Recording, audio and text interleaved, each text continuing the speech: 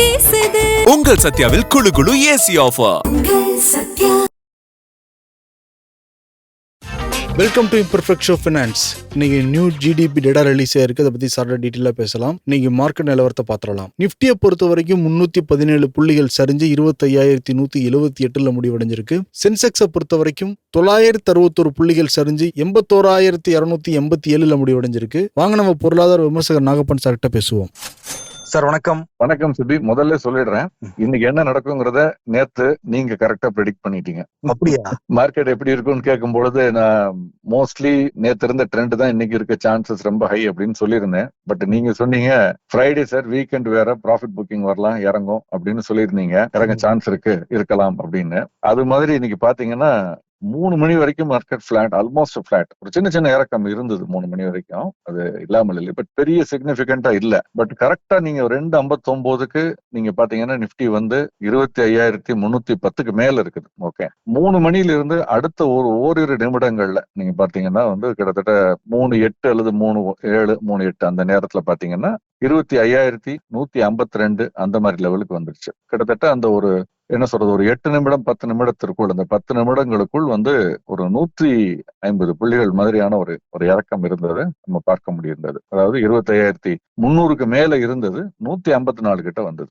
அங்க இருந்து அப்புறம் க்ளோசிங்ல ஒரு சின்ன ரெக்கவரி 178ல முடிவடைஞ்சிருக்கு. சோ நெட்டா பாத்தீங்கன்னா அந்த கடைசி ஒரு 10-15 நிமிடங்கள்ல 100-120 புள்ளிகள் 125 புள்ளிகள் வந்து நிப்டி இறங்கி இருக்குங்கிறது வீக்கெண்ட் காரணமாக ஒரு ப்ராஃபிட் புக்கிங். ஏன்னா அடுத்த வாரமும் பாத்தீங்கன்னா செவ்வாய் அன்று சந்தை இல்ல, ரொம்ப ஷார்ட் அண்ட் மார்க்கெட், ஹோலி, அதன் காரணமாக விடுமுறை இருக்கும். சோ பெரிய பொசிஷன்ஸ் யாரும் எடுக்க விரும்ப மாட்டாங்க.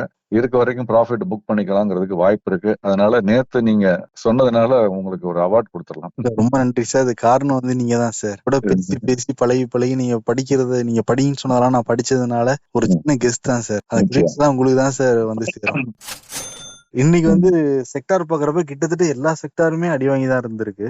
ஆமா, வழக்கமான ஒரு வெள்ளிக்கிழமை அந்த ட்ரெண்ட்னால தானா சார் இதுவுமே? இல்ல அதுதான். இப்ப நீங்க நிப்டி எடுத்துக்கிட்டு பாத்தீங்கன்னா அல்லது சென்செக்ஸ்ல பாத்தீங்கன்னா வந்து எது இறங்குச்சோ நேத்து 2-3 நாள் அது ஏறி இருக்கு, எது ஏறிச்சோ அது இறங்கி இருக்குங்கிறத பாக்குறோம். பிப்ரவரி மாதம் இந்த வாகன் ரெஜிஸ்ட்ரேஷன்ஸ் அதிகமா இருக்குன்னு சொல்லி கடந்த 2-3 நாட்களாக அதிகரித்து கொண்டிருந்த ஆட்டோ செக்டார் இன்னைக்கு பாத்தீங்கன்னா அது வந்து இறங்கி இருக்குது. மாருதியா இருக்கட்டும், அந்த துறை சார்ந்த பங்குகள் எல்லாமே இன்னைக்கு வந்து ஒரு சின்ன இறக்கத்துலதான் இன்னைக்கு முடிவடைஞ்சிருக்குங்கிறத பாக்குறோம். அது மாதிரி pharma sector, doctor Reddy lab, Sun Pharma, இதெல்லாம் இறங்கி இருக்கு. ஆட்டோல நான் சொன்ன மாதிரி மாருதி போக M&M அதெல்லாம் இறங்கி இருக்கு.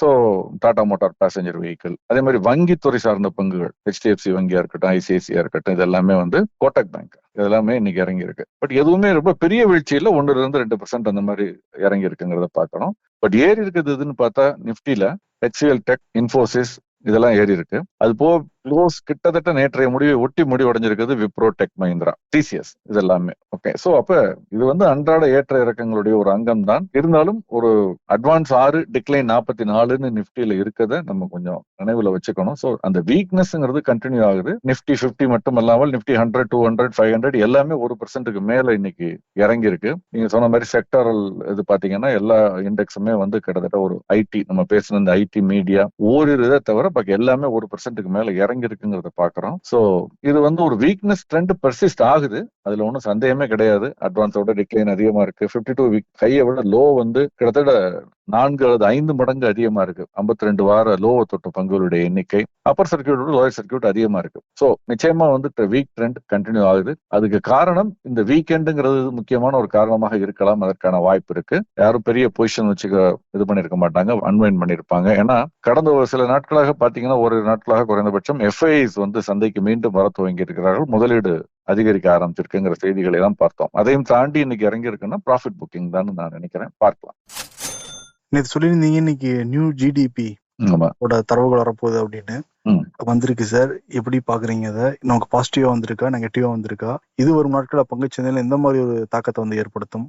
இது வந்து இப்ப நம்ம சந்தை முடிவடையும் தருவாயில தான், அதற்கு பிறகுதான் இதனுடைய முழு தரவுகள் வந்து வெளியிடப்பட்டது அபிஷியலா பாத்தீங்கன்னா. ஓகே, சோ அதுல பாத்தீங்கன்னா ஜிடிபி சேஞ்ச் 2-3 சேஞ்சஸ் பண்ணிருக்காங்க. நம்ம முன்பே பேசணும், நம்ம இண்டெக்ஸ் ஆஃப் இண்டஸ்ட்ரியல் ப்ரொடக்ஷன் இந்த மாசம் பிப்ரவரி மாதம் இடையில வெளியிடப்பட்ட பொழுது அதுல பேஸ் இயரை சேஞ்ச் பண்ணிருக்காங்க, காம்போசிஷனை சேஞ்ச் பண்ணிருக்காங்க. அது மாதிரி இதுலயுமே ஜிடிபிலையும் அதனுடைய காம்போசிஷன் கம்போசிஷனை சேஞ்ச் பண்ணிருக்காங்க, அதனுடைய பேஸ் இயரை மாத்திருக்காங்க, அப்புறம் தரவுகள் சேர்க்கக்கூடிய சோர்சஸ் அதை வந்து இன்னும் கொஞ்சம் ஃபைன் டியூன் பண்ணிருக்காங்க. இப்படிப்பட்ட பல மாறுதல்கள் பண்ணிருக்காங்க. இதை பத்தி நம்ம ஏற்கனவே விவாதித்திருக்கிறோம். முக்கியமா இதுல நம்ம என்ன கவனிக்கணும்னா 2011-12 இருந்த பேஸ் இயரை 2022-23 அப்படின்னு மாற்றி அமைத்திருக்கிறார்கள். ஏன்னா அன்னைக்கு இருந்த ஒரு 15 ஆண்டுகள் ஆயிடுச்சு இல்லையா. 2011-12 14 ஆண்டுகளுக்கு முன்பு இருந்த சூழல் வேறு, இன்று இருக்கக்கூடிய சூழல் வேறு. அதுல இருந்த சில பொருட்கள் இன்று இல்லாமல் இருக்கலாம், அன்று இல்லாத பொருட்கள் சில இன்றைக்கு சந்தைக்குள் வந்திருக்கலாம். அது எல்லாமே கணக்கில் எடுத்துக் கொள்ளப்பட்டிருக்கிறது. அதனால இந்த பேஸ் இயரை மாத்தி இருக்காங்க. இதன் பிறகு பார்க்கும் பொழுது இந்த காலாண்டு, அதாவது டிசம்பர் மாதம் முடிவடைந்த காலாண்டு அப்படின்னு பாத்தீங்கன்னா அதற்கான ஜிடிபி 7.8% சொல்லியிருக்காங்க. இந்த 2025-26 நாமினல் ஜிடிபின்னு சொல்லி பணவீக்கத்தோடு கூடிய அந்த ஜிடிபி பாத்தீங்கன்னா 8.9%. பணவீக்கம் இல்லாமல் அதை அட்ஜஸ்ட் உற்பத்தியை மட்டும் பார்க்கும் பொழுது 7.8%. ரியல் ஜிடிபின்னு சொல்றது 7.8%. ரெண்டாவது வந்து இந்த ஆண்டு முழுக்க 2025-26 இந்த ஆண்டு முழுக்க உள்ள அந்த காலகட்டத்தில் ஜிடிபி எப்படி இருக்கும்னு ஒரு அட்வான்ஸ் எஸ்டிமேட் அப்படிங்கிறது கொடுத்திருக்காங்க. இது ஒரு உத்தேச கணக்குத்தான்.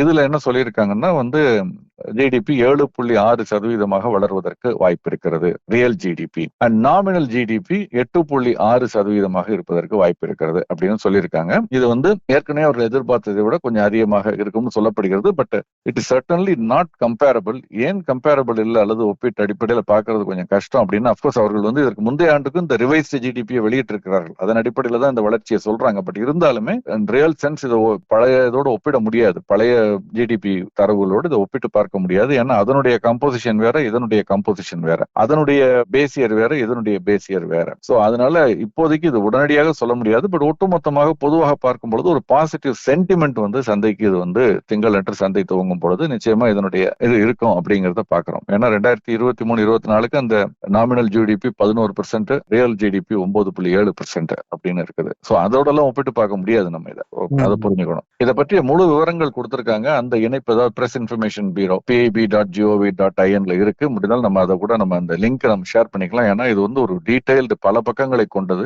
என்னென்ன வேலைகள் இதுல நடந்திருக்கு, கருத்துக்கள் கேட்கப்பட்டு, என்ன ப்ராடக்ட் சேர்க்கப்பட்டு, செக்டார் வைஸ் எப்படி இருந்திருக்கு, எங்கிருந்து தரவுகள் எடுக்கப்படுகிறது, இப்படி பல விவரங்கள் வந்து கடந்த பல ஆண்டுகளுக்கான விவரங்களை கொடுத்திருக்காங்க. ரொம்ப ஒரு ரிசோர்ஸ்ஃபுல்லான ஒரு இன்ஃபர்மேஷன். இது மெத்தடாலஜி, என்ன மாதிரியான மெத்தடாலஜி அடாப்ட் பண்ணிருக்காங்க இதெல்லாம் கணக்கு போடுறதுக்கு. ஏன்னா நிறைய பேர் கேட்கறாங்க இல்லையா, நம்ம வந்து கேள்வி கேட்பதற்கு முன்பு என்ன மெத்தடாலஜி ஃபாலோ பண்றாங்க, அந்த மெத்தடாலஜியில என்ன தவறு இருக்கு, ஒரு சாமானிய மக்களால முடியாது. ஓகே, ஆனால் ஒரு பொருளாதார அறிஞர்கள் பல்வேறு கட்சிகள்னு இருக்காங்க, அரசியல் ரீதியாகும். அப்போ ஒரு குற்றச்சாட்டை வைக்கும் பொழுது அவர்களால், இப்ப அரசியல் கட்சிகள் எப்படி வேணாலும் சொல்லலாம், பட் அதே சார்ந்த பொருளாதார வல்லுநர்கள் ஒரு விஷயத்தை சொல்லும் பொழுது இதுல இருக்கக்கூடிய ஒரு குறைகளை சுட்டி காட்டினால் அரசுக்கு இம்ப்ரூவ் பண்றதுக்கு வாய்ப்பா இருக்கும், அல்லது பொதுமக்களுக்கு ஒரு தெளிவு கிடைக்கும். ஓஹோ, இப்படி இங்கெல்லாம் இதுல ஒரு சில பிரச்சனைகள் இருக்கு, இது சரியான தரவு இல்லை அப்படின்னு. ஒட்டுமொத்தமாக இது சரியில்லைனோ அல்லது இது வந்து ரொம்ப சரின்னு சொல்றது சரியா இருக்காது. அதுக்கு இதை படிக்கிறது ரொம்ப முக்கியமா இருக்கும். எல்லாராலையும் இதை முழுமையாக புரிந்து கொள்வது கடினமாக இருந்தாலும் ஓரளவுக்கு கொஞ்சம் எக்ஸ்பிளனேட்டரியா தான் கொடுத்துருக்காங்க. அந்த முயற்சியை நம்ம எடுக்கணுங்கிறத நான் நினைக்கிறேன். நிச்சயம் சார், கமெண்ட்ல வந்து பின் பண்ணிடலாம் சார்.